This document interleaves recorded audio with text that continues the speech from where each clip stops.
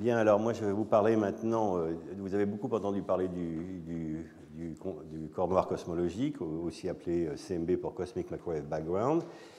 Et bien, puisque je vais, donc, dans l'heure qui suit, je vais vous mener sur les chemins du corps noir cosmologique et un petit peu revenir d'abord comment on le mesure et puis ce qu'on en a tiré.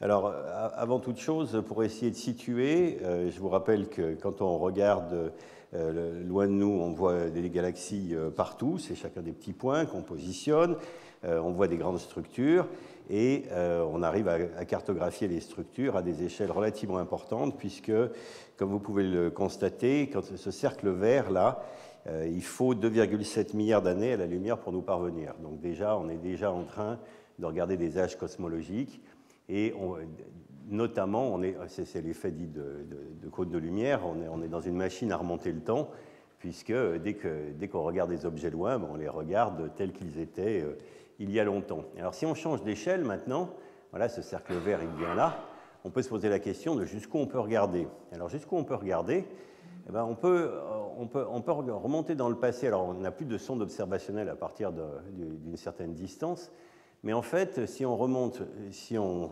regarde suffisamment loin, à ce moment-là, on est dans une époque très tôt dans l'histoire de l'univers, où en fait, c'est bien avant la formation des galaxies, des premières étoiles, des premières structures sous une forme générale. Et donc, en fait, on est dans un univers qui est, donc, dans cette région-là, ce qu'on appelle les âges sombres, c'est-à-dire avant que les structures se soient formées. Mais quand on monte encore, on arrive à un moment où l'univers est chaud, dense, peu structuré, et en fait, sous la forme d'un plasma. Et en fait, la plus grande distance qu'on puisse observer, c'est le moment de la transition entre le plasma et l'univers transparent, ce qui est symbolisé par ce rond rouge. Et ce que je veux dire par là, c'est que plus tôt que 380 000 ans après le Big Bang, dont je donnerai une définition par la suite, il n'y a pas d'atomes formés, donc on est dans un milieu ionisé, les électrons sont séparés des protons et les photons sont couplés fortement par interaction Thomson avec les électrons. Donc les photons jouent au billard électrique, si vous voulez, avec les électrons, et on est dans un milieu opaque, comme à l'intérieur du Soleil. Et puis, sous l'effet de l'expansion, le milieu refroidit, les premiers atomes se forment, et donc on passe à un état neutre, et les photons privés de partenaires, en quelque sorte, donc d'électrons, eh bien, ils constatent un univers avec lequel ils n'interagissent pas, et donc un univers transparent. Et en fait, les photons, on peut dire que l'immense majorité des photons qui ont interagi de notre univers ont interagi pour la dernière fois avec la matière là. Et presque tous ont pu parcourir pendant une distance telle qu'il leur a fallu 13,8 milliards d'années, c'est-à-dire quasiment tout l'âge de l'univers, pour nous parvenir. Donc en fait, c'est très simple. Alors la beauté de la chose, c'est que néanmoins, pour pouvoir former ces structures, il faut... Alors, soit, il y a deux possibilités logiques. Soit le processus qui a engendré, qui a démarré la course à la complexité se passe, disons, il y a quelques milliards d'années. Alors ça fait longtemps qu'on a pu exclure ça pour des considérations essentiellement énergétiques. On pense que les processus qui ont engendré les fluctuations, donc les fluctuations dites primordiales, ont eu lieu encore avant, et que donc, en fait, on doit en trouver la trace, sous la forme d'empreintes, et on en connaît bien la physique, du fond micro-ondes. Voilà. Et donc le fond de ciel doit être non seulement, il y a la lumière du fond de ciel, mais il doit y avoir aussi des fluctuations. Et donc c'est facile de penser par continuité. On pense en s'éloignant de nous, on voit des structures de moins en moins formées à des temps de plus en plus reculés, comme des pelures d'oignons. Et donc jusqu'où on peut remonter, avec les télescopes optiques, on remonte disons 10 milliards d'années, et avec, disons, dans la lumière micro-ondes, je vais vous dire pourquoi, on peut remonter donc 13,8 milliards d'années, quasiment l'intégralité de l'âge de l'univers. Donc en fait, on est baigné par ces photons qui ont, nous tous, et puis tout l'univers observable est baigné par ces photons qui ont interagi pour la dernière fois avec la matière il y a 13,8 milliards d'années. Et en fait, ça s'est passé à un moment qui correspond pas tout à fait au potentiel d'ionisation de l'hydrogène, un peu plus bas parce qu'il y a beaucoup de photons par baryon, Mais en gros, tout ce qui s'est passé depuis, c'est une dilution sous l'effet de l'expansion. Et donc, ce qu'on observe aujourd'hui, c'est un fond dont la température est de l'ordre de 3 degrés Kelvin, 2,728 pour être plus précis. Et en fait, ces photons-là sont de loin, c'est la distribution en énergie de tous les photons qu'on connaisse. Donc ça, c'est la distribution moyenne. Alors vous voyez par exemple que ce qu'on observe dans l'optique, tous les photons optiques, donc tous ceux qu'on peut voir avec les yeux, entre guillemets, voilà, ça correspond à cette distribution-là. Vous voyez aussi, alors ceux qui sont émis à haute énergie, donc par des processus forts, comme les rayons X, les rayons gamma, c'est beaucoup moins, c'est en échelle logarithmique, donc c'est un facteur 1000. Mais en fait, vous voyez qu'en fait, même les photons optiques eux-mêmes ne sont pas tout à fait dominants. La lumière des galaxies est émise un petit peu plus dans l'infrarouge. Ça n'a rien à voir avec la cosmologie. Enfin, si, c'est la cosmologie astrophysique. Ça veut dire que c'est simplement la lumière des étoiles qui est absorbée et rerayonnée par la poussière dans les étoiles lointaines. Donc ça, c'est l'autre. Ça, c'est la lumière qui vient d'objets, de structures. Et puis la partie dominante, en échelle log, ça veut dire que c'est 98% des photons, sont en fait ces photons qui n'ont pas interagi du tout avec tout le reste de la matière depuis 13,8 milliards d'années, et qu'on peut, nous, éventuellement, alors il y en a environ 400 par centimètre cube, et qu'on peut capter avec finalement des détecteurs relativement simples, la raison en étant qu'il y en a quand même beaucoup. Voilà, donc en fait, on n'a pas besoin d'un télescope géant, il faut quand même avoir la sensibilité pour détecter ce fond de photons. Alors finalement, je vous ai parlé de surface de dernière diffusion. En fait, c'est une situation un peu inversée par rapport à la surface du Soleil. Le Soleil, c'est un plasma chaud et dense. Donc à l'intérieur, les photons, un photon qui est émis au centre du Soleil, il va faire cette partie de billard électrique en interagissant avec des électrons. Son libre parcours moyen va progressivement augmenter quand il se rapproche de la surface, et à la surface, qu'on appelle la photosphère, à ce moment-là, on rentre dans la zone où le Soleil devient transparent et où les photons vont pouvoir s'échapper, et notamment parcourir en 8 minutes la distance qui sépare le Soleil de la Terre. Donc en fait, ce qu'on observe, quand on observe le Soleil, évidemment, ce qu'on observe, c'est la photosphère. D'accord ? On n'observe pas le milieu transparent du système solaire entre nous et le Soleil, on n'observe pas l'intérieur du Soleil, puisqu'il est opaque, on observe la surface de dernière diffusion des photons quand ils sortent du Soleil. En fait, la situation est identique quand on parle cette fois de l'univers, mais elle est un peu inversée. Et c'est illustré dans cette image. Maintenant, vous reconnaissez, on est là, entre guillemets. Je vous ai montré ça c'est la distribution des galaxies autour de nous. La géométrie est un peu surprenante, c'est simplement qu'on a cartographié uniquement dans certaines zones.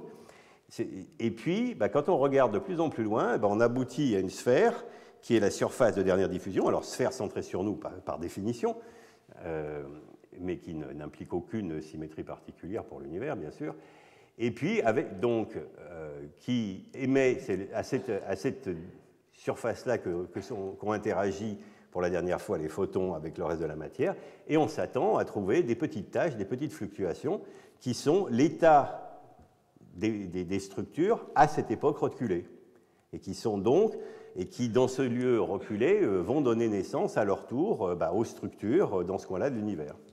Donc en fait, on est vraiment en train de regarder les germes de ce qui forme les structures par la suite et qui, autour de nous, correspondent à la distribution à grande échelle des galaxies. Bien.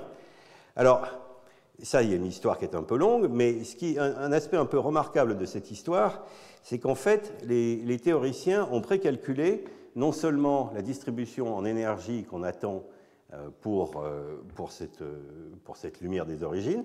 Alors ça, c'est une distribution de corps noirs, parce que ça correspond à un état d'équilibre à très haute énergie. Mais pas simplement ça. Les théoriciens se sont aussi intéressés à quelle pourrait être la distribution de ces tâches dans différents scénarios. Et donc, j'y reviendrai. Et donc, selon la forme de ces tâches, un certain nombre d'outils mathématiques qu'on peut utiliser, j'y reviendrai, eh bien, on a une véritable empreinte digitale de notre univers, de la manière dont il s'est formé. Il a laissé des traces, en d'autres termes. Et donc, d'une certaine manière, on peut utiliser l'univers primordial comme une sorte de laboratoire ultime de la physique fondamentale, et ce qui est un petit peu amusant d'une certaine manière, puisqu'on est en train d'observer un corps noir à 2,7 degrés Kelvin, ce qui est très bas comme température, et en même temps, ceci nous permet d'aller sonder des époques très reculées, et donc où l'échelle d'énergie des processus, l'énergie disponible dans l'univers, était absolument phénoménale à des échelles plus grandes que ce qu'on est capable de faire dans le laboratoire. Donc, cette petite image, qui est une manière d'illustrer la chose, nous observons autour de nous l'univers tel qu'il a après, disons, 13,7 milliards d'années. Et quand on regarde de plus en plus loin, on observe à peu près le moment des premières étoiles, 200 millions après le Big Bang. On observe la surface de dernière diffusion, qui est donc ce corps noir cosmologique dont je vous parle, T égale 380 000 ans, donc quand la température était de l'ordre de 3000 degrés. Et à son tour, ceci nous trahit les conditions, il y a beaucoup plus longtemps, qui ont été l'époque de la génération des fluctuations. Donc c'était dans ce sens-là que ce diagramme prend son sens, c'est-à-dire qu'on observe le fondon de micro-ondes à une énergie, un certain niveau d'énergie, qui est 10-4 eV, mais ça traduit la physique qui s'est passée avant. La plupart de ces phénomènes, on sait très très bien les décrire du point de vue de la croissance des fluctuations, et la beauté de la chose, c'est que ces fluctuations sont toutes petites. Donc en fait, sous réserve que la relativité générale reste une bonne théorie pour décrire l'univers à grande échelle, alors on sait tout calculer, parce que ce sont des échelles qui sont relativement standards, et donc on peut relier avec une grande certitude, on peut remonter le temps d'une certaine manière et se dire quelles doivent être les propriétés du mécanisme qui a engendré les fluctuations primordiales pour qu'on observe ce qu'on voit dans le fond cosmologique. Donc en fait, ce fond cosmologique, il nous paraît à la fois très reculé en temps, mais c'est en fait déjà lui-même l'empreinte de processus qui se sont passés il y a beaucoup plus longtemps. Ce que cette image cherche à montrer. Alors cette image, elle permet de mettre sur un diagramme les échelles de temps, mais je n'aime pas trop parce que ça ne donne pas une idée observationnelle de ce qui se passe. On n'est pas plongé à l'extérieur de l'univers à regarder ce qui se passe. Donc je préfère cette image-là qu'on a construite pour Planck. C'est-à-dire que quand on regarde de plus en plus loin, on voit les structures à grande échelle, qui sont de moins en moins prononcées. Et puis, à un moment donné, on voit la surface de dernière diffusion, et on peut en déduire les propriétés de ce qui serait sinon une Terre inconnue qui est remarquée en blanc.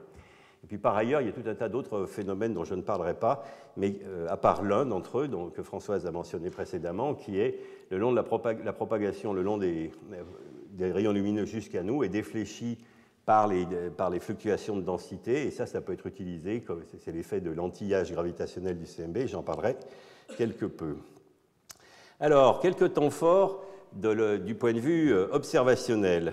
La première chose, ça a été la première détection au Bell Laboratories, dans le New Jersey, à côté de Princeton, par Arno Penzias et Wilson, en 1965. Voici l'antenne de Holmdel, ils n'étaient pas du tout à la recherche de ce fond, mais ils l'ont trouvé, peut-être un petit peu au dépit de ceux qui étaient à quelques kilomètres de là, Dickey, justement, dont il était question dans la présentation précédente, et ses collaborateurs, Wilkinson, Peebles & Co., qui, eux, le cherchaient. Mais enfin, voilà, c'est l'histoire. Donc, 65, la découverte. Alors, c'est simplement une mesure à une fréquence. Donc, pour le moment, on est en train de mesurer un spectre avec un point. Mais on a une indication que c'est quand même quelque chose de très surprenant, c'est que c'est la même intensité dans toutes les directions. Donc, c'est une caractéristique essentielle qui est l'isotropie. Alors, l'étape suivante, la grande étape suivante, je passe beaucoup d'étapes intermédiaires, c'est deux expériences à bord du satellite Kobe, un des satellites qui a peut-être, à mon sens, le plus incroyable succès scientifique, un des plus grands incroyables succès scientifiques de l'histoire, en tout cas de l'espace. Deux prix Nobel. Alors, l'un d'entre eux, qui est l'expérience FIRAS de John Mather et son team, qui va mesurer la distribution en énergie de ce rayonnement découvert par Penzias et Wilson. et va trouver, alors bon, c'est ce petit diagramme ici, que c'est parfaitement bien décrit par une loi de Planck, comme attendu, à une température de 2,728 degrés Kelvin, et c'est à l'heure actuelle, même aujourd'hui, ça reste la meilleure détermination de ce fond. Donc ça a été le point qui a établi, c'est très difficile d'avoir, par d'autres mécanismes, avec d'autres hypothèses cosmologiques, de fabriquer un pur corps noir. Donc ça a été un des éléments essentiels pour établir, disons, le modèle dit de Big Bang Show, comme le modèle préféré pour avancer en cosmologie. Mais il y a un autre aspect, une autre découverte fondamentale qui a été faite par une autre expérience à bord de ce satellite, qui est DMR, voilà, avec l'investigateur principal était George Smoot, qui a d'abord mesuré un effet dipolaire, ça c'est une carte de tout le ciel. Il a mesuré donc un effet dipolaire, c'est-à-dire c'est plus chaud dans une direction et plus froid dans l'autre. Ça correspond simplement à notre mouvement, disons, local par rapport au référentiel des photons. Bon, ça c'est pas un aspect cosmologique directement. Et puis surtout, il a mesuré, c'est la première détection de ces anisotropies, donc anisotropies, ce qui est différent en fonction de la direction. Donc, première signature de ces anisotropies primordiales, graines qui capturer à un moment donné où ils sont en train d'initier la formation des structures. Une étape importante par la suite, donc là c'était en 92, au tournant du siècle, l'expérience Boomerang est plus de temps suivie par l'expérience Maxima, une expérience en ballon circumpolaire qui va mesurer la distribution en échelle maintenant, je vais y revenir, mais la distribution en échelle de ces petites tâches et l'implication scientifique en fut que ça correspond exactement à ce qui est attendu pour un univers de géométrie spatiale plate, c'est-à-dire où la somme des angles d'un triangle est égale à 180 degrés, y compris quand on applique ça à des échelles cosmiques, si on imagine qu'on est à une des pointes du triangle et qu'on a deux galaxies très lointaines. Bien, l'étape suivante encore, il n'y en aura plus qu'une après celle-là, donc le satellite WMAP, qui a progressé dans la connaissance de ces anisotropies, dans leur cartographie. Et progresser dans la connaissance, ça veut dire deux choses. Ça veut dire augmenter la résolution angulaire, d'une part, pour pouvoir voir des détails plus fins, et augmenter la sensibilité, d'autre part, là aussi pour voir des choses de plus petit contraste. Et puis, il faut évidemment améliorer le reste, c'est-à-dire la capacité à séparer des artefacts instrumentaux de mesures véritables.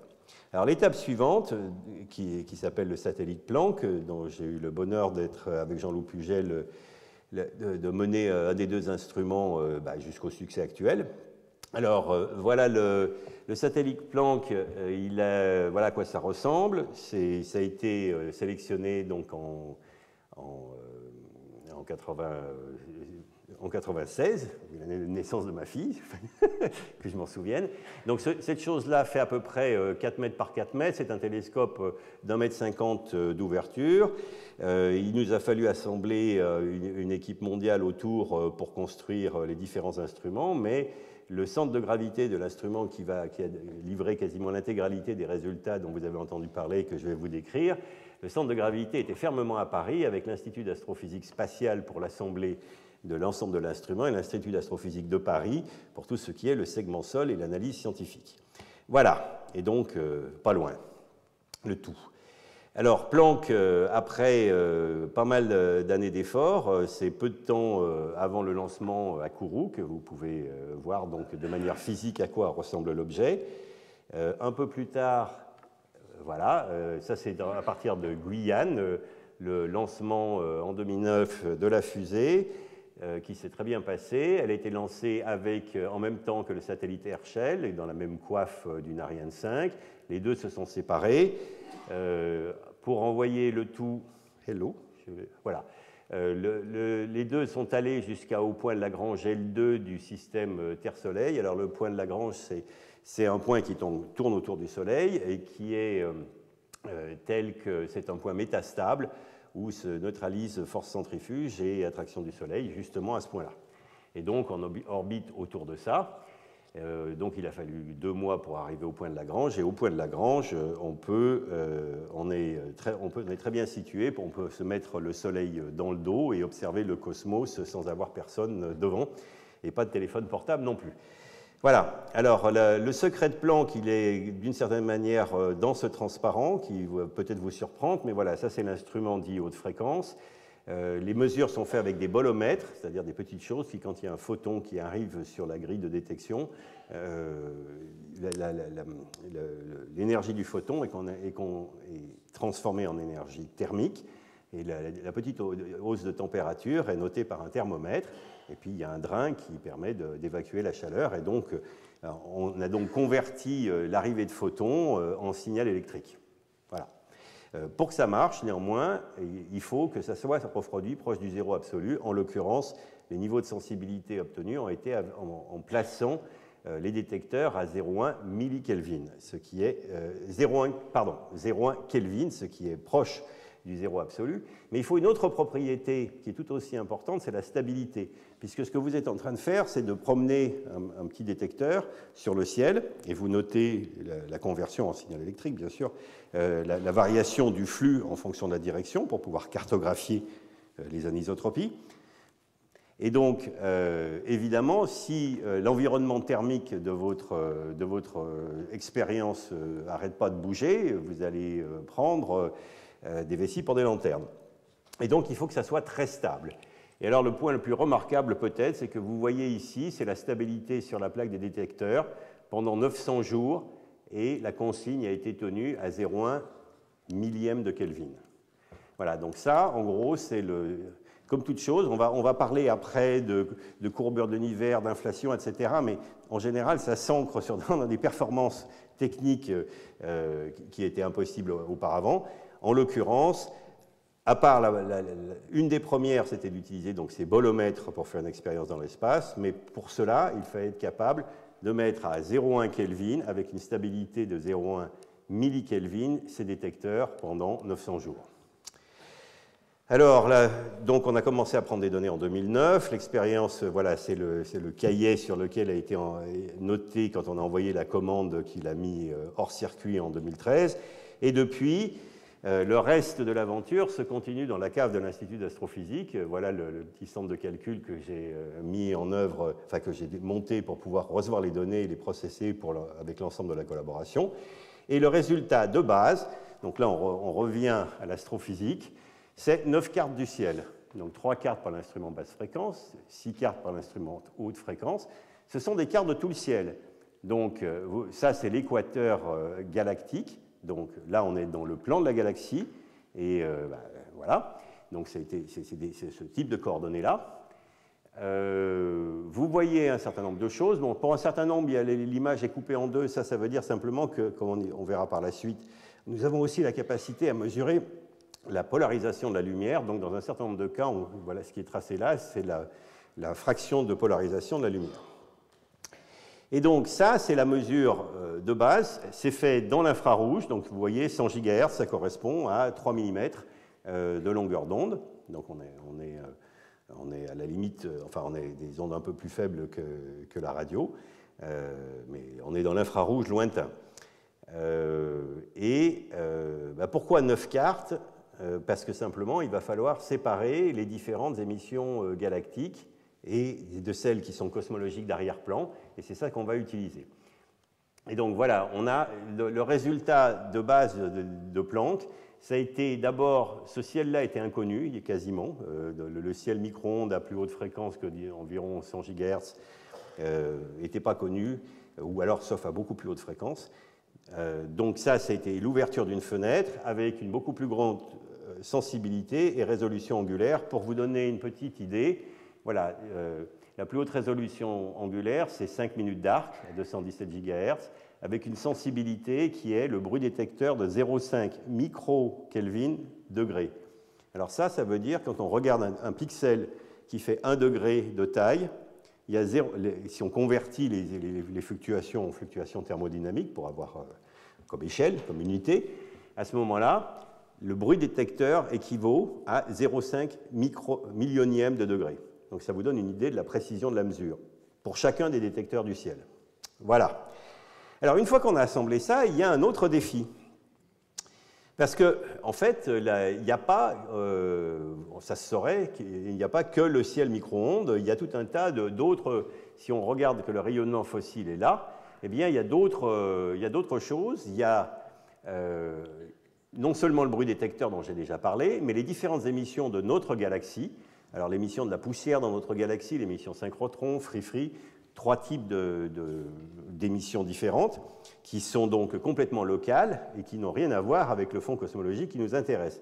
Mais même si on est capable, ou si on était capable, par exemple, de sortir de la galaxie, ce qui est vraiment pas possible, mais de toute façon, il y aurait aussi les autres galaxies qui apparaissent comme des petits points, et puis il y a les amas de galaxies aussi qui contiennent du gaz chaud et qui, en des effets secondaires, induisent dans la direction de l'amas des petites fluctuations qui ne sont pas cosmologiques et qu'il faut prendre en compte, sinon on se tromperait là aussi sur les propriétés du corps noir cosmologique. Donc en fait, ce qu'on a, c'est en fait un problème qui est connu en mathématiques appliquées, c'est le problème du cocktail, où on est dans une réunion où il y a beaucoup de gens qui parlent, mais finalement, il n'y a qu'une conversation qui nous intéresse.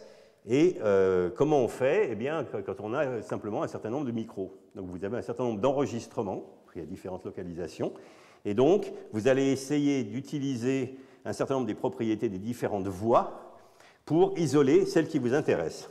Alors, c'est exactement ce qu'on fait donc, avec un certain nombre de méthodes mathématiques dont certaines ont valu, notamment à quelqu'un de mon équipe, une médaille d'argent récemment, justement pour le développement de ce type de méthode. On utilise donc toutes ces différentes cartes et on les combine d'une certaine manière en utilisant notamment une des propriétés, c'est que la variation de l'intensité de l'émission en fonction de la fréquence est différente selon le mécanisme. Donc par exemple, la poussière va avoir un comportement typiquement, disons, son intensité va croître beaucoup avec la fréquence. Ça va être l'inverse pour la partie synchrotron, le rayonnement cosmologique ayant lui-même un spectre parfaitement bien défini. Donc on utilise ces propriétés spectrales pour séparer les différentes composantes et obtenir ce qui est le résultat peut-être le plus marquant de Planck, qui est la carte exhaustive des anisotropies de température. Donc voilà, le fond du ciel, si on avait les yeux qui étaient capables de mesurer,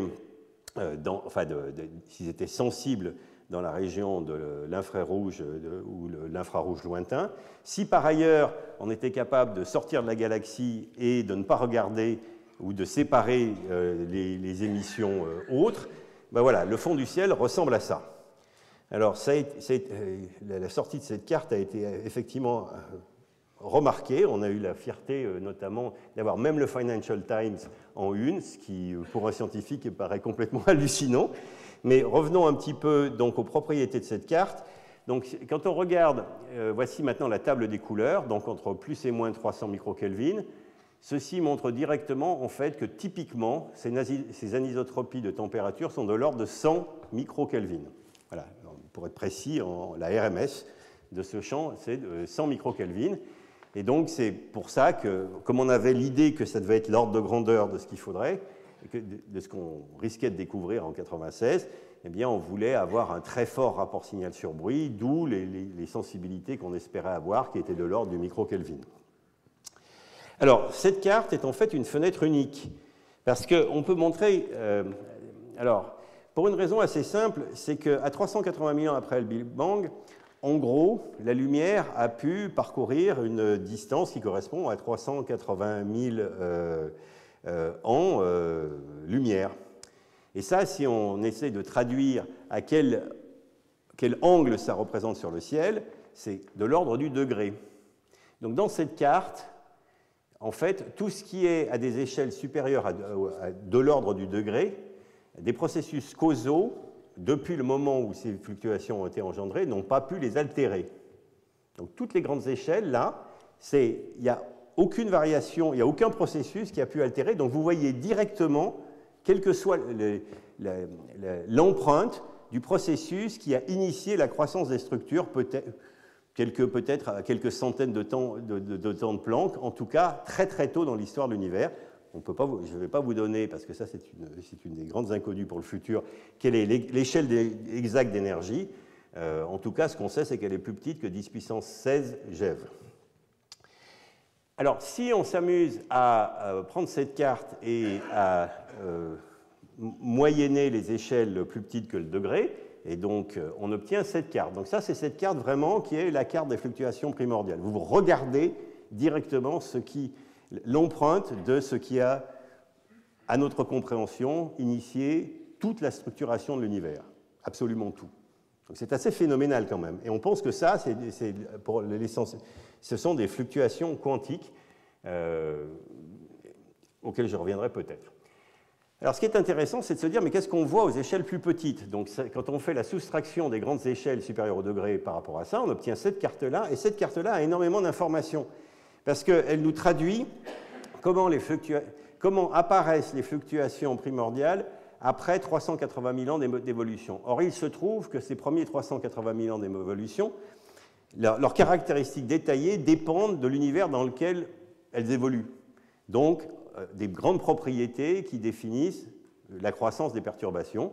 Et ça veut dire la quantité de baryons, la géométrie, enfin un certain nombre de propriétés, et donc sont encodées dans le détail de ces fluctuations. Non seulement, donc ici, je vous ai parlé, on voit directement les fluctuations primordiales à certaines échelles. Ici, on voit les fluctuations primordiales transformées par des processus linéaires, qu'on sait donc parfaitement calculer, et pour lesquels les grands facteurs d'influence sont, par exemple, la quantité de baryons, plus un certain nombre d'autres choses dont je reviendrai. Donc en fait, on a une sonde qui va nous permettre d'accéder à des choses qui seraient très difficiles d'accéder par ailleurs. Voilà, donc ça vous donne un petit peu, quand on fait un zoom, voilà la différence entre les différentes échelles. Alors, sauf que il va falloir un outil mathématique, ça ne suffit pas. Une carte, on peut pas, il faut encore relier ça à une théorie.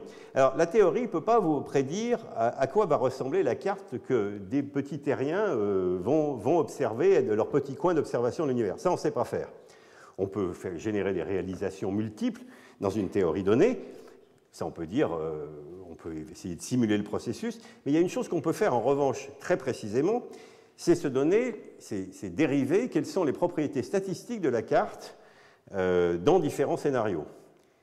Alors, les propriétés statistiques, comment on fait? Eh bien, je vais vous donner une analogie. Imaginez que cette carte-là soit une carte que vous soyez en train de regarder, que ce soit une carte des océans. Il n'y a pas une planète où il n'y a pas de terre. Donc, il y a des océans et où les couleurs cartographient la hauteur des vagues. Donc, voilà, il y a un code de couleur. Simplement, le delta T sur T, les variations, les fluctuations de température, je vous dis, là, simplement, imaginez que c'est la hauteur des vagues. Alors, on va s'intéresser à une chose. En fait, ce n'est pas la distribution de où est cette vague et où est cette vague en particulier qui nous intéresse, c'est la hauteur caractéristique des vagues d'une certaine distance crête à crête. Ce qui nous intéresse, donc, c'est de dire les vagues qui sont des sortes de grandes houles, quelle est leur intensité, leur hauteur typique, pas une, la moyenne dessus, et éventuellement la distribution des hauteurs des grandes vagues, et puis des vagues un peu plus petites, et puis quand je dis petites, c'est des plus petites distances crête à crête, donc voilà. Et bien ça, il y a une transformation mathématique qui permet de faire exactement ça, et on va donc tracer en fonction du multipôle, c'est-à-dire 1 sur l'échelle angulaire, donc le dipôle, c'est la variation, en gros, c'est plus rouge d'un côté et c'est plus bleu de l'autre, et on va tracer donc en gros la contribution, la hauteur caractéristique des vagues en fonction de leur fréquence, en fait, 1 sur la distance crête à crête, qui est donnée là. Donc, si vous voyez les échelles angulaires, donc on part des plus grandes échelles jusqu'à disons, 5 minutes d'arc, enfin une fraction de degré. Et ça, en revanche, c'est quelque chose qu'on sait prédire. On n'est pas c'est complètement différent. Si vous spécifiez un mécanisme physique, alors les propriétés statistiques de ce type-là, c'est parfaitement ce que vous êtes capable de prédire. Et c'est donc là le point de contact entre modèle et observation. Et encore une fois, ce que je vous ai dit précédemment, ces efforts théoriques ont précédé la mesure. C'est-à-dire que dans différents types de scénarios, on a été capable de dire cette courbe-là, eh bien, si je suppose tel contenu de l'univers, avec telle quantité de baryons, avec tel... est-ce que c'est plat ou pas plat, spatialement bien sûr, ça va ressembler à... cette courbe-là va être différente. Par ailleurs, cette courbe-là n'est exhaustive que dans une certaine catégorie de processus qu'on appelle gaussiens. Et donc, il y a un autre chapitre de l'histoire dont je dirai quelques mots par la suite. Mais en tout cas, pour un processus gaussien, c'est-à-dire, disons, le plus générique, ou le moins générique, ça dépend de sous quel angle on se place, cette statistique est exhaustive, c'est-à-dire qu'elle donne toute l'information qu'on peut extraire de l'image. Alors, la mesure de Planck, la voilà. Donc, on fait cette transformation, on mesure la hauteur des vagues, donc les hauteurs relatives, les contrastes de densité, hein, c'est ça, maintenant, les vagues, il faut que vous reveniez c'est des vagues de température. Et voilà la courbe contraste. Et alors, ce qui est assez remarquable, c'est d'abord, on couvre un très large domaine, mais aussi, ce que vous voyez, c'est qu'il y a des barres d'erreur. Et les barres d'erreur, en fait, elles sont plus petites que la taille du symbole dans la plus grande partie du diagramme. Et à grande échelle, ces barres d'erreur deviennent plus grandes, tout simplement parce qu'on trace non seulement l'incertitude observationnelle, mais on prend en compte aussi le fait que, parce qu'on va vouloir comparer avec la théorie, le fait qu'on n'a qu'un seul univers et que donc on ne peut mesurer qu'un nombre fini de modes. Donc on n'a pas accès, encore une fois, on n'a qu'un univers. Donc un quadrupôle, il n'y a pas 36 quadrupôles qu'on peut mesurer. Voilà. Alors, maintenant, c'est le moment de faire la comparaison avec l'atlas des empreintes digitales fabriquées par les théoriciens. Alors, la première chose, c'est qu'on trouve un modèle qui décrit parfaitement les données. Donc, ce modèle, il s'appelle Lambda CDM. Bon, je suppose que tu en as amplement parlé. Avec un certain nombre de paramètres qu'il faut choisir pour que l'ajustement soit bon. Et donc, le premier résultat, c'est qu'il existe au moins un modèle qui décrit les résultats, ce qui par ailleurs n'était pas du tout une évidence. Vous faites une expérience, c'est pas même en fait pas si souvent que ça que la théorie prédit en grand détail ce que l'expérience va mesurer. La question suivante, bien sûr, c'est de déterminer l'incertitude sur les paramètres du modèle. Et là, de ce côté-là, Planck fixe le cadre cosmologique actuel en fixant tous ces paramètres. Mais une question tout aussi intéressante, c'est de dire, y a-t-il d'autres modèles qui peuvent décrire les données plus ou moins bien? Alors, il y a plusieurs choses. D'abord, il y a toute une collection de modèles qu'on a radicalement exclus, c'est-à-dire que maintenant, ils ne sont plus que dans les manuels d'histoire. Voilà, c'est terminé. Et puis, il y a d'autres modèles qui, en général, ont plus de paramètres que ces 6 minimaux et qui peuvent permettre de décrire aussi les données. Et donc là, dans ce cas-là, ce qu'on utilise uniquement, c'est le rasoir d'Occam, en train de dire on va choisir la solution la plus simple. Ça ne veut pas dire qu'on ne sera pas forcé un jour, suite à des observations de plus grande précision dans quelques domaines de la physique que ce soit, de devoir enrichir le modèle pour aboutir à une précision encore plus grande. Mais à l'heure actuelle, aucune des extensions proposées n'est nécessaire pour décrire les données. Donc, vous pouvez rajouter des épicycles si vous voulez, dit en d'autres termes, elles ne sont pas nécessaires, ce qui ne veut pas dire qu'un jour, avec des données plus précises, on n'ait pas besoin d'en rajouter. Je ne suis pas en train de dire que c'est la fin de l'histoire. Alors, qu'est-ce que sont ces paramètres, ces six fameux paramètres? Alors, il y a 3 paramètres qui décrivent la dynamique de l'univers à travers la relativité générale. Donc, on parle du contenu. Il y a un paramètre qui sert à décrire quelque chose qu'on n'arrive pas à calculer à partir des principes premiers, qui est la fin des âges sombres, c'est-à-dire que je vous ai décrit précédemment, je vais vous faire un petit rappel, donc la surface de dernière diffusion, l'univers va être transparent, on rentre dans les âges sombres, les premières structures ne sont pas encore formées, puis ces petits globules dont on a laissé la trace sur la surface de dernière diffusion collapsent, forment les premières structures et vont rayoniser l'univers. C'est les premières lumières de l'univers, à part la lumière générique globale du fond du Big Bang. Donc cette rayonisation va laisser une certaine empreinte sur le fond cosmologique. Et donc cette empreinte-là, on n'est pas capable de la calculer à partir des premiers principes. Donc ce qui se passe, c'est l'inverse. On paramétrise l'effet global de la fin des âges sombres, et c'est un nombre qu'on doit déterminer à partir des observations et qui nourrit à son tour les scénarios de formation cosmologique des structures. Alors, deux paramètres par ailleurs pour décrire les fluctuations primordiales, puisqu'on parle d'anisotropie, de fluctuations. Donc sur ces 6 paramètres, il y en a 2 qui correspondent à la description du résultat, du mécanisme qui a engendré les fluctuations primordiales. Tout ça, alors pourquoi que 2? Alors d'abord, le minimum qu'il y a, c'est qu'il faut d'abord quelque chose, même si vous supposez qu'il y a un processus invariant d'échelle, complètement, il vous faudra quand même une amplitude caractéristique, donc il y a au moins un nombre. Maintenant, en fait, l'idée qu'on ait un processus complètement sans échelle, ce n'est pas vraiment possible, même si, enfin, ça correspondrait à un paramètre qui vaudrait ns égale 1. Mais on pourrait avoir une échelle unique, c'est-à-dire avoir des fluctuations qui soient similaires, en tout cas reliées dans l'amplitude aux différentes échelles, soient reliées par une loi de puissance. Donc il vous faut un autre paramètre qui mesure le contraste relatif des grandes échelles par rapport aux petites. Ça fait 2. Et puis, comme on pense, comme une des théories prévalentes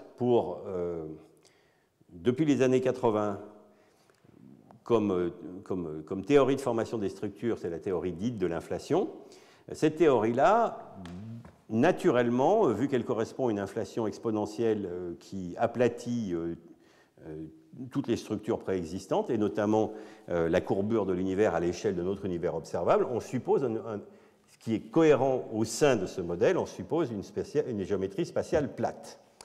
Voilà, donc en fait, voilà, vous avez la recette d'un univers complet, avec beaucoup de physique quand même, mais dont les paramètres se réduisent à dire, bon, si on achète ce paradigme, on est dans une géométrie spatiale plate, il me faut 2 paramètres pour décrire les fluctuations primordiales, disons, ce qu'on appelle les fluctuations, si on appelle le Big Bang le moment où ces fluctuations sont établies et où sont finalement les propriétés, où sont établies les propriétés dites du Big Bang Show. Donc ça, dans les toutes premières fractions de seconde de l'univers. À ce moment-là, en plus de ces 2 paramètres, il faut 3 paramètres pour le contenu et 1 paramètre pour décrire la fin des âges sombres. Et c'est tout. Et avec ça, a priori, vous avez de quoi, si vous avez l'astuce et que le reste c'est de la physique des bases d'énergie quasiment, et donc il ne nous reste plus, vous voyez, enfin, notez le sourire et les guillemets bien sûr, en fait, il ne reste plus qu'à calculer tout le reste, aux effets d'incertitude près, etc. Mais a priori, toutes les conditions sont établies pour notamment former les galaxies. Sauf qu'il y a plein de processus compliqués qui vont se mettre en œuvre et quels sont ceux qu'on met en œuvre, etc. C'est un peu plus compliqué. Maintenant, je voudrais faire une remarque sur la partie compression des données. Finalement, Planck a fonctionné, en tête d'exemple d'expérience, donc a fonctionné quelques années. Pendant ces quelques années, on a recueilli 900 milliards d'échantillons, qui correspond à une centaine de détecteurs à bord. À l'issue, avec ces 900 milliards d'échantillons qui sont arrivés donc, en gros dans l'ordinateur de l'Institut d'astrophysique à côté, on en a constitué un certain nombre de cartes qui font chacune de l'ordre de 50 millions de pixels. Donc finalement, chacune des cartes, c'est pas très très loin de la résolution d'un appareil photo professionnel. En fait, 23 cartes avec la polarisation, qu'on comprime à leur tour pour faire une séparation entre les différentes composantes astrophysiques pour sortir une carte des anisotropies, c'est-à-dire enlever les contributions des autres galaxies, des amas de notre galaxie, qui elle-même fait 50 millions de pixels, qu'on transforme en signal harmonique, c'est-à-dire les hauteurs de vagues, quelques 2 millions d'harmoniques, qui est la courbe avec des ondulations, et qu'on est capable de décrire avec juste 6 paramètres. Et peut-être le plus important, c'est qu'on a évidemment essayé plein d'autres modèles plus larges, ayant plus, et finalement aucune indication significative de la nécessité d'introduire un 7e paramètre pour décrire les données. Alors, de manière peut-être plus terre-à-terre, qu'est-ce qu'on a appris? On a d'abord appris avec une plus grande précision la composition de l'univers en termes des différents types de composantes. Mais ça, c'est intéressant comme étape, c'est très important de savoir ce qu'on a, mais d'une certaine manière, ça, c'est aussi ce qui est sur le chemin des fluctuations primordiales. Parce que une fois qu'on a déterminé ça, on sait déterminer l'effet sur les fluctuations primordiales, et donc on peut inverser le mécanisme pour aboutir aux propriétés des fluctuations primordiales. Et donc, de ce point de vue-là, la grande question qui était une des questions qui était avec nous depuis les années 80, c'était de savoir est-ce que les fluctuations primordiales cette fois, c'est-à-dire une fois qu'on a enlevé l'effet de l'évolution pendant les premiers 380 000 ans, est-ce que le contraste des fluctuations mises aux différentes échelles était identique ou pas? Il se trouve que dans les années 80, Mukhanov et Chibisov ont fait le premier calcul de fluctuations quantiques du vide dans un univers en expansion exponentielle, c'est-à-dire justement un univers d'inflation tel qu'introduit juste avant par Gauss, Starobinsky, etc. Et une propriété absolument remarquable, enfin c'est plusieurs propriétés, c'est d'abord, on se rend compte que des fluctuations quantiques du vide, donc irrépressibles, peuvent être amplifiées gravitationnellement pendant cette phase d'expansion exponentielle et être finalement potentiellement avoir les propriétés nécessaires, ou en tout cas satisfaisantes, pour initier la croissance des structures. Alors ça, c'était pas une évidence. Je veux dire, ça a dû être un grand moment de lumière quand, à un moment donné, ils sont réalisés que finalement, c'était ces fluctuations quantiques du vide qui pouvaient être naturellement à l'origine, finalement, de toutes les grandes échelles dans le cosmos. Mais ils ont aussi trouvé une chose qui, finalement, rétrospectivement, paraît peut-être évidente, c'est que cette période d'inflation, elle doit arriver, elle doit se terminer. Il faut bien un moment donné où l'inflation s'arrête et puis on rentre dans le modèle de Big Bang Show, etc. Donc il y a une échelle caractéristique. Qui dit échelle caractéristique, à ce moment-là, c'est plus quelque chose qui peut être identique à toutes les échelles. Vous avez construit quelque chose. Donc selon la proximité de votre échelle caractéristique, vous vous attendez à une certaine variation des propriétés. Ben, c'est exactement ça. Ils ont dit, ben, finalement, l'écart, ils vont appeler NS, bon, c'est un paramètre hein, comme ça, qui décrit l'écart à l'identité des fluctuations à toutes les échelles. Et donc la question c'était, est-ce qu'on peut détecter NS différent de 1? Alors, là, je vous ai cité en 92 la découverte aux grandes échelles des fluctuations primordiales, NS égale 1 plus ou moins 0,6. Bon, donc c'est compatible avec 1, et c'est certainement, on ne voit pas de déviation. Je vous ai parlé d'une deuxième expérience circumpolaire à partir de ballons, Maxima et Boomerang, qui a permis qui était la prochaine étape, 1.03 plus ou moins 0,09, largement toujours compatible avec 1. WMAP, en 2009, a encore amélioré les barres d'erreur. Vous voyez qu'à chaque fois, c'est la précision, on passe de 0,6 à 0,09, 0,014. Et en fait, voilà, il a fallu attendre Planck 2015 pour trouver de manière complètement incontournable, de trouver cet écart à l'invariance d'échelle, le 0,96, qui était justement ce qui était a priori attendu suite à Mukhanov et Chibisov, et détecté à plus de 5 sigma. Donc voilà, et ça, d'un point de vue pratique, si vous voulez, c'est l'écart. Quand on regarde cette courbe-là, c'est simplement, une fois qu'on a enlevé l'effet des perturbations acoustiques pendant les premiers 380 000 ans, ben c'est ce petit écart qu'on reconstruit entre les différentes échelles.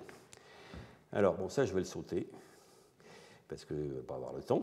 Alors, un autre des résultats de Planck, ça a été de savoir est-ce qu'on voit la trace de fluctuations tensorielles, c'est-à-dire pas simplement des fluctuations de champ de densité, mais des fluctuations de la métrique, et ça s'appelle aussi des ondes gravitationnelles primordiales.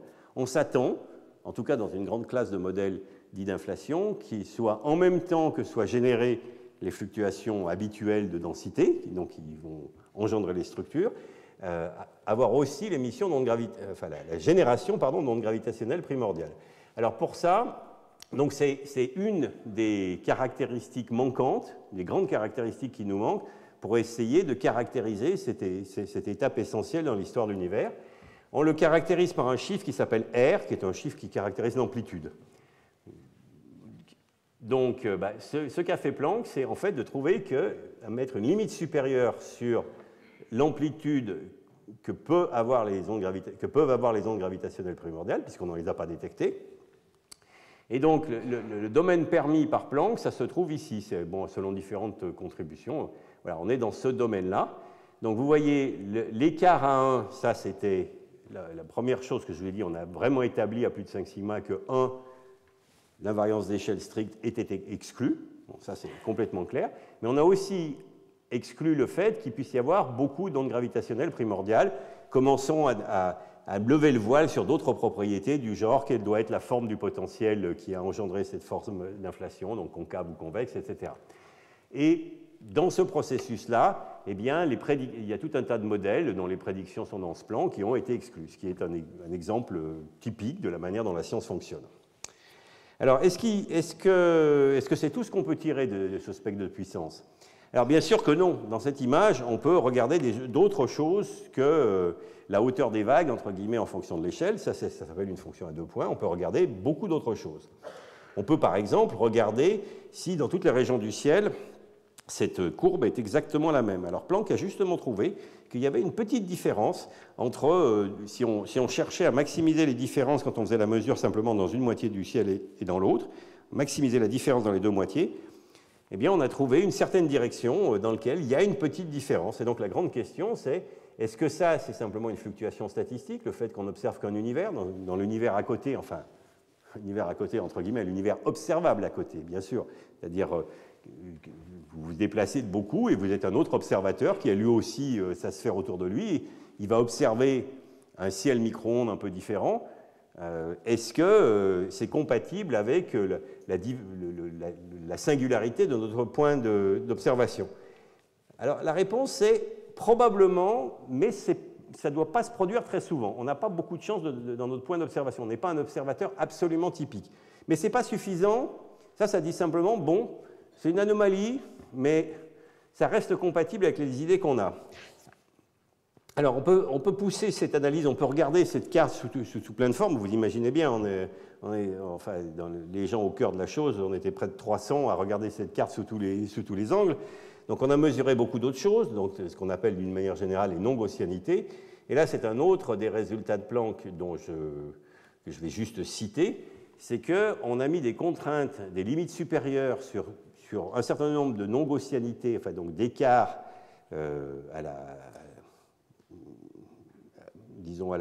au caractère normal de ce qui est attendu. On a pu mettre des limites sub qui sont très contraignantes et qui ont balayé hors du champ pas mal de modèles, donc non minimaux. Et ce qui sort de ça, c'est que finalement, c'est une théorie minimale à un seul champ, enfin la théorie la plus standard qu'on puisse imaginer parmi les nombreux modèles d'inflation qu'on pouvait imaginer. Finalement, il suffit d'un modèle minimum. Oui, je voudrais faire une petite parenthèse. Je ne sais pas à quel point tu as parlé d'inflation, mais l'inflation, ce n'est pas une théorie physique, c'est une théorie effective qui est en fait presque un paradigme qui dit simplement, bon, à un moment donné, il y a eu en gros l'énergie du vide qui est devenue dominante. Bon, les fluctuations quantiques du vide ont pu être étendues jusqu'aux grandes échelles, mais quelle est la théorie physique spécifique qui aboutit à ça ? Par rapport, par exemple, à l'ensemble des champs, le champ de Higgs, tout ce qui a été décrit dans la présentation précédente, c'est quoi? Est-ce que c'est un autre champ, le champ dit de l'inflaton? Est-ce que c'est le Higgs? Quelles sont ses propriétés? Ça, on n'en a pas fait le contact. Tout ce qu'on sait faire, c'est, du point de vue de la cosmologie, c'est, voilà, tout se passe comme si c'était dominé par un champ qui s'appelle l'inflaton et on cherche à retrouver ses propriétés. Donc, c'est en fait un paradigme. Il y a des tas de manières de réaliser l'inflation. Et donc, une des choses qu'on a faites, ça a été d'éliminer un certain nombre de sous-classes parmi les modèles, ce qui est la manière de procéder, bien sûr. Alors, je suis à 53 minutes. Je vais quand même passer sur quelques points supplémentaires. Alors, il se trouve, je vous ai parlé des anisotropies de température. Mais en fait, il se trouve que l'univers, ou la nature plutôt, a la bonté de nous fournir des informations supplémentaires sur son destin. Et ça apparaît c'est grâce à un mécanisme physique particulier qui est que les diffusions dites Thomson, c'est-à-dire les interactions photons et électrons, sont polarisées. Alors, Petit rappel, un peu plus tôt, je vous ai dit, quand on est dans l'univers, avant 380 000 ans, photons et électrons sont couplés fermement par les interactions Thomson. Hein, c'est ça, c'est le milieu qui est opaque. Et puis, ça devient transparent. Donc, qu'est-ce qui se passe justement au moment de la transparence? Eh bien, ce petit diagramme vous le montre, c'est que, en fonction, si vous imaginez, ça c'est la direction d'émission. Et ça, vous imaginez, par exemple, un photon qui arrive sur un électron, donc dans le plan du ciel, entre guillemets, et puis qui est réfléchi vers nous. Comme c'est polarisé, il va y avoir une certaine direction de polarisation linéaire, parce que le champ doit rester perpendiculaire à la direction de propagation, bien sûr. Alors, si maintenant vous imaginez que le flux de photons dans deux directions n'est pas exactement le même, c'est-à-dire qu'en gros c'est une anisotropie quadrupolaire, c'est-à-dire qu'il n'y en a pas autant qui arrivent, disons, dans la direction haut-bas et la direction gauche-droite, dans le plan du ciel, hein, eh bien ce qui sort est une lumière partiellement polarisée. Alors ça, c'est magique, parce que ça, vous êtes en train de dire, ah, non seulement maintenant je pouvais mesurer l'intensité du rayonnement, mais j'ai une information supplémentaire qui est le degré de polarisation, et ce degré de polarisation me renseigne sur quelque chose de tout à fait spécifique, qui est le quadrupôle local, l'anisotropie du flux, notamment, sur la surface de dernière diffusion. Alors, le reste, ça serait plutôt un cours de DEA, donc je vais pas rentrer dans le détail de ce qui est sûrement transparent, mais le point essentiel, c'est qu'on a une sonde supplémentaire, donc une information supplémentaire sur les conditions qui prévalent à cette époque-là. Alors du coup, eh bien, il va falloir de nouveau avoir une sonde. Alors précédemment, je vous avais dit une sonde, un outil mathématique. Donc jusqu'à maintenant, le succès de Planck, c'était de faire ce qu'on avait promis quand on a été sélectionné, c'était de mesurer cette courbe-là, les anisotropies de température.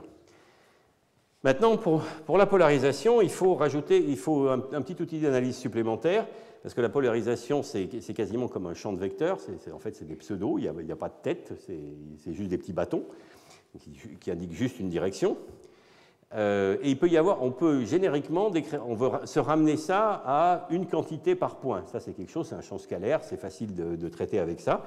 Et donc, on va décomposer un champ de polarisation arbitraire en deux types de composantes. Les composantes qui sont de ce type-là, donc vous voyez, c'est soit, ça c'est invariant dans un miroir, c'est soit radial, soit tangentiel, et puis un autre type qui est irréductible, qui dans un miroir est inversé et qui ressemble à une spirale comme le déroulement de l'eau qui tombe dans un évier et dont la direction change quand on change d'hémisphère.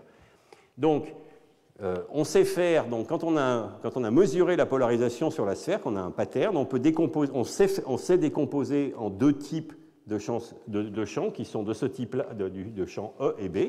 Et là, on est revenu au problème précédent, c'est-à-dire on peut prendre la puissance, ça revient à une hauteur de vague de nouveau, comme précédemment, on peut mesurer une carte, une courbe oscillante comme la précédente. Mais alors, il se trouve qu'on a une petite idée de quoi s'attendre. Et donc, je vous ai dit, la température a des fluctuations typiques de l'ordre de 100 microkelvin.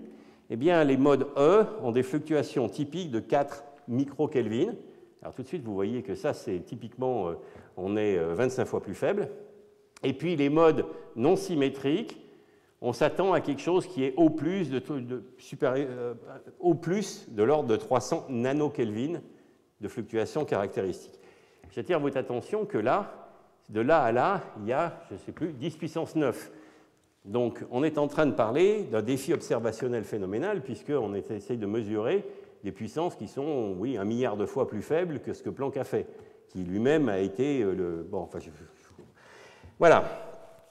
Alors, eh bien, passons aux observations. Planck n'a pas été fait, pour faire au mieux sur la polarisation. Eh bien, on s'est pas mal débrouillé, parce que quand on mesure, donc on a mesuré donc, ces lignes-là, les lignes que vous voyez au-dessus des couleurs, ça vous donne la direction locale de polarisation. Alors, quand on mesure à 30 GHz ou à 350 GHz, loin du maximum de l'émission du fond du ciel cosmologique, eh bien, on mesure essentiellement la distribution, on est capable de cartographier le champ magnétique de notre galaxie. en gros, à travers différents processus.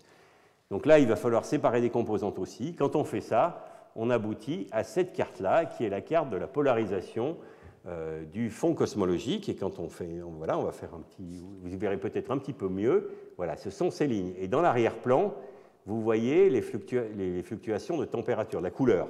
Les couleurs, donc, comme précédemment, vous donnent les variations de température. Et les lignes vous donnent les directions de la polarisation. Et si vous regardez un petit peu, vous voyez que manifestement, ces choses-là sont corrélées.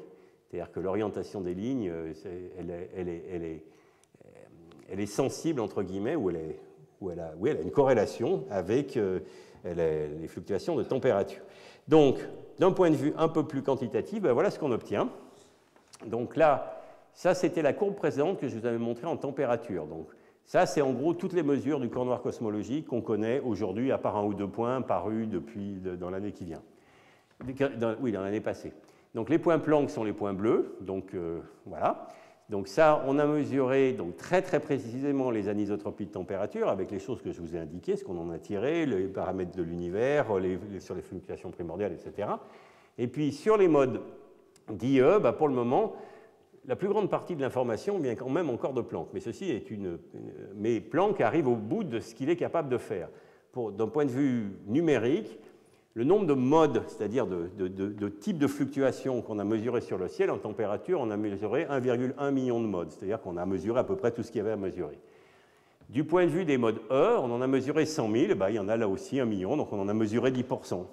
Et les modes B, si on met tout ce qui était mesuré par Planck, BICEP, ACT, SPT, etc., on en est à quelques dizaines. Donc là, on a 1 million de modes qui ne demandent qu'à être mesurés et qui va prendre probablement quelques décennies avant d'être mesuré. Alors, maintenant, on peut se poser la question, mais bon, d'accord, mais vous nous avez dit, on a tiré tellement de choses de la température, est-ce qu'il y a encore quelque chose à mesurer dans ces fluctuations de polarisation? Alors, je vais vous montrer d'abord un diagramme assez remarquable, c'est-à-dire que dans le modèle lambda CDM, ça, c'est ce qu'on a obtenu. Alors ça, c'est les paramètres primaires. Oubliez, j'aurais dû faire un trait là. C'est les 6 paramètres du modèle de base. Donc celui qui décrit sans ajout, sans besoin d'un 7e paramètre, l'univers dans lequel on vit.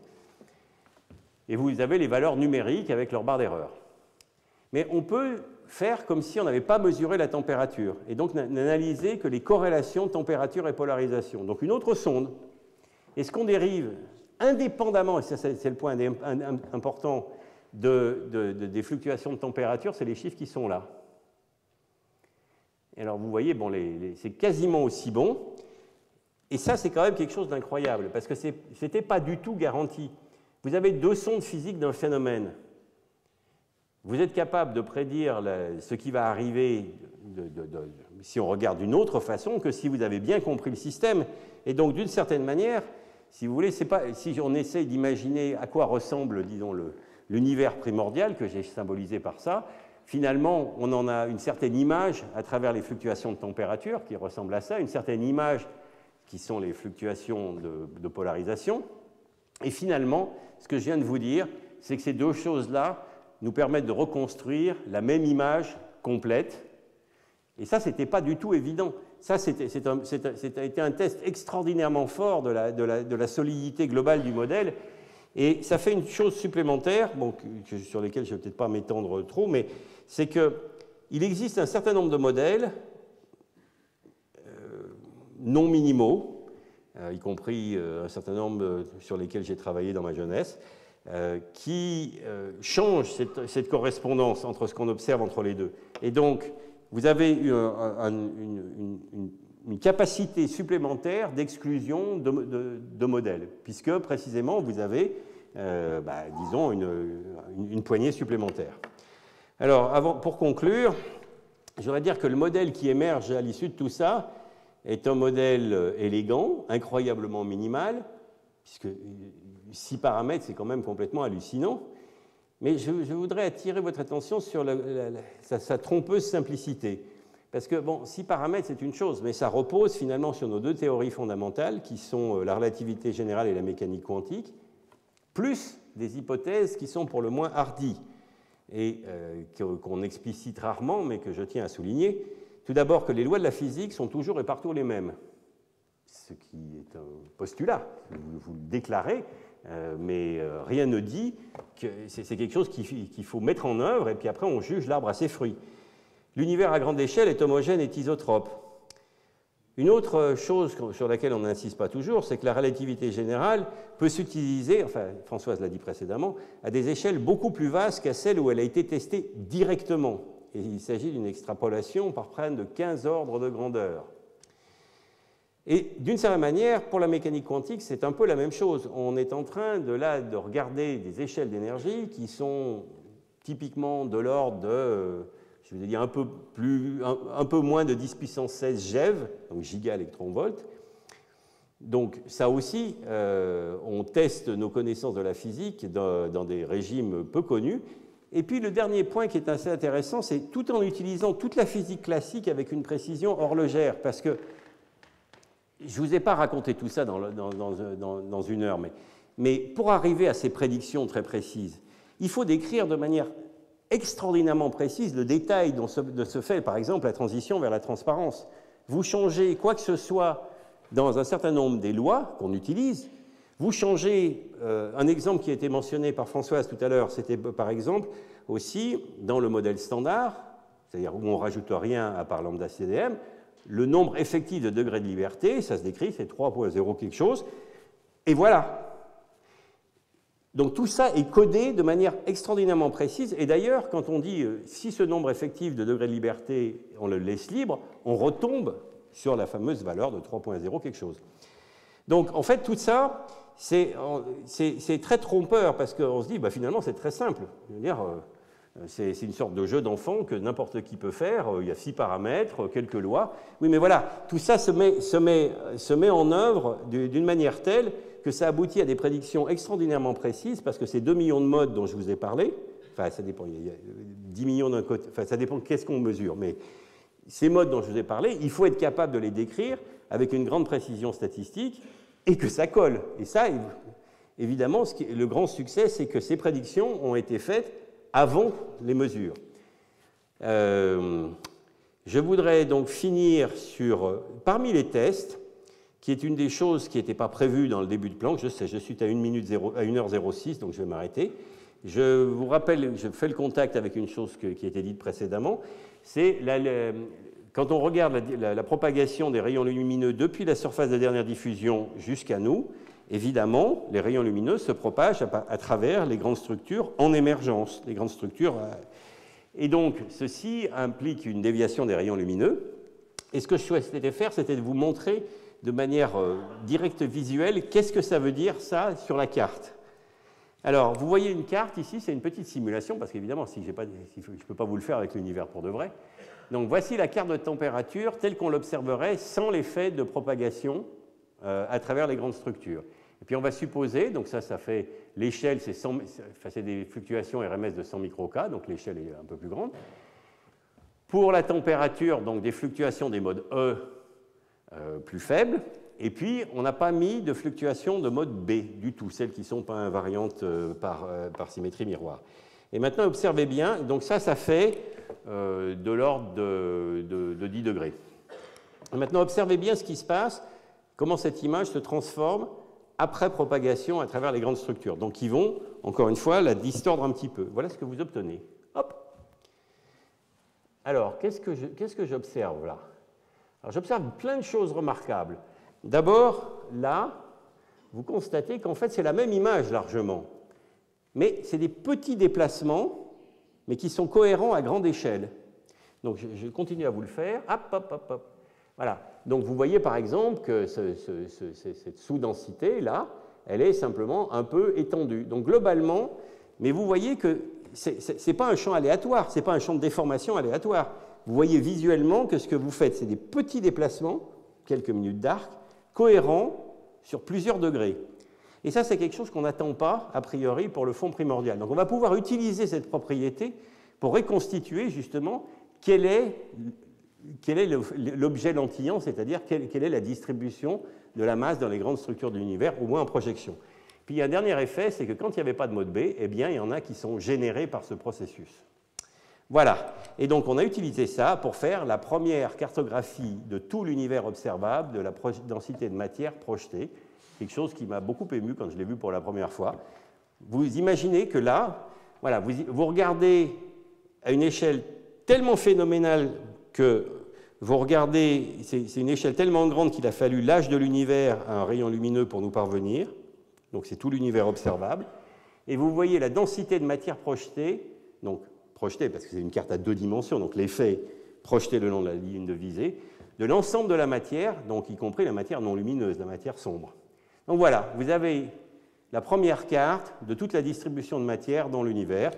Et évidemment, après, on fait de la... Ça, c'est qu'une image. Par après, on va pouvoir cross-corréler ça avec la distribution des galaxies, mesurer la distribution de puissance aux différentes échelles, les vagues, comme toujours, et commencer à utiliser ça comme sonde cosmologique. Donc là, c'est vraiment le début d'une nouvelle ère dont on va beaucoup entendre parler pendant les décennies à venir. C'est une des nouvelles sondes astrophysiques, le lentillage d'images d'arrière-plan. Et je vais vous donner comme conclusion une idée, puisque Françoise en a parlé, donc je l'ai mis, sur la géométrie spatiale de l'univers. Voilà, vous reconnaissez oméga matière ici, oméga lambda. Si on est le long de la diagonale oméga m plus oméga lambda égale 1, donc c'est qu'on est dans un univers spatialement plat. Et les fluctuations de température seules, c'est ce qui est en couleur là. Et puis si on rajoute la polarisation, on est contraint dans cette région du plan. Vous voyez que ce n'est pas extraordinairement précis parce qu'il y a plusieurs combinaisons de paramètres qui ont un effet proche et donc pas distinguable, même avec pas mal de précision. Quand on rajoute l'effet de l'antillage, qui est sensible à des choses qui sont donc plus proches de nous, cette dégénérescence est largement levée et on est contraint d'être autour de la petite ellipse bleue. Et ça, c'est le lentillage mesuré par Planck. Donc Planck tout seul mesure parfaitement disons la platitude, enfin la géométrie spatialement plate de l'univers. Et c'est effectivement très intéressant après quand on regarde les supernovae, les autres sondes, et qu'on regarde si l'intersection est la bonne. Et puis si on rajoute justement l'effet donc des oscillations acoustiques baryoniques, dont on a dû vous entendre parler, on arrive à cette précision phénoménale qui est donnée ici. Et là aussi, voilà la précision, oméga courbure, c'est 0 plus ou moins 0,05. Et encore une fois, c'est un facteur 100 d'amélioration de ce qu'on sait sur notre univers en moins de 20 ans. Donc voilà, que de chemin parcouru en peu de temps. Et donc, finalement, depuis Penzias et Wilson, qui ont d'abord montré l'existence de ce fond cosmologique, Kobe, qui a commencé à révéler ces anisotropies, WMAP, qui a commencé à lever le voile, et Planck, qui a fini complètement le travail pour ce qui concerne la température. Et maintenant, on pave le chemin sur celui de la polarisation. Finalement, aujourd'hui, on est dans un modèle un peu surprenant qui décrit extraordinairement bien les données avec un niveau de précision phénoménal et dont l'essentiel des composants nous est inconnu. Alors, certains plus ou moins gravement. La matière sombre, bon, a priori, il y a pléthore de candidats. Mais ce qu'on appelle l'énergie sombre, alors là, est quelque chose qui est d'abord dans un cadre standard, n'a pas d'explication naturelle. Et puis, il faut que vous soyez conscient du fait qu'il y a une partie d'abord, les cordes cosmiques, les cordes, c'est une petite théorie. Il y a d'autres théories, comme Loop Quantum Gravity. Et puis, il y a des gens qui pensent que la gravité est un phénomène émergent et qu'en fait, on ne trouvera jamais aucun écart à lambda égale exactement la valeur entière, parce que c'est des propriétés quasiment géométriques. Donc voilà, à l'issue de ce deuxième séminaire, de ce séminaire qui suit le cours, voilà où nous en sommes, et on peut remercier tous ces gens qui ont permis au CMB d'arriver où il en était.